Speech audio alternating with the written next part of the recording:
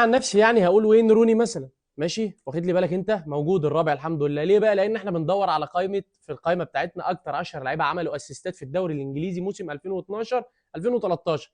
فوين روني الرابع. هنقول بقى مثلا يا سيدي عندك لويزيتو سواريز. ماشي. عندك ما شاء الله انجليز كتير. طب هات مسعود اوزيل عازف الليل. عندك فابريجاز. ماشي. مش موجود فابريجاز. طب نقول كازورلا، سانتي كازورلا. اوكي موجود. الدنماركي ده هل ممكن يبقى اريكسن مثلا؟ هنجرب. اريكسن بالفعل الحمد لله. العاشر فرنسي فهنقول مثلا سمير نصري.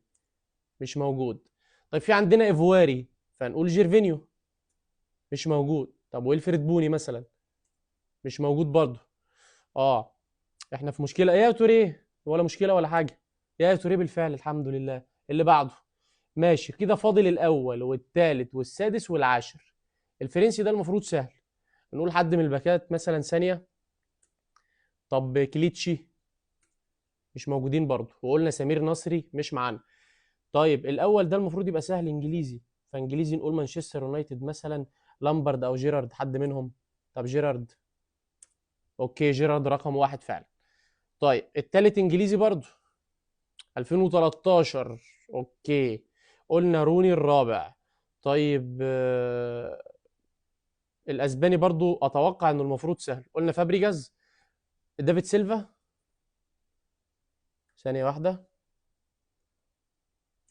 اوكي هو دافيد سيلفا فعليا. كده فاضل الثالث والعاشر انجليزي وفرنسي.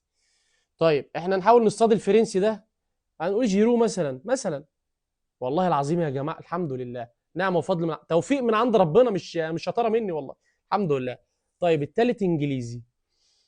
انجليزي. ماشي ممكن نقول مين مثلا؟ وولكوت مثلا. مش وولكوت. طيب هاري كين. هقول هاري كين. مش هاري كين.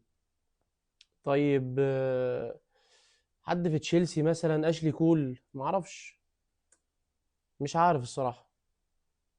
طيب قلنا جيرارد، قلنا لامبارد، قلنا روني. يا الله ممكن يكون مين؟ جيرمان ديفو. مش موجود طبعا. انا بهبت بقى حاليا. بيكهام طيب برضه لا اكيد مش بيكهام يعني. انا هقول بيكهام بس هو اكيد مش هو فعلا. مين؟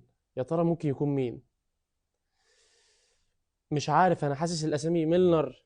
اي حد. غلط طبعا يعني غلط. طبعا غلط. يونايتد اشلي اسمه ايه؟ يونج. اشلي يونج. للاسف الشديد مفيش اسم على بالي خالص دلوقتي. يا ريت لو حد عنده اي معلومه مين رقم ثلاثة الانجليزي ده يقول لنا في الكومنتات.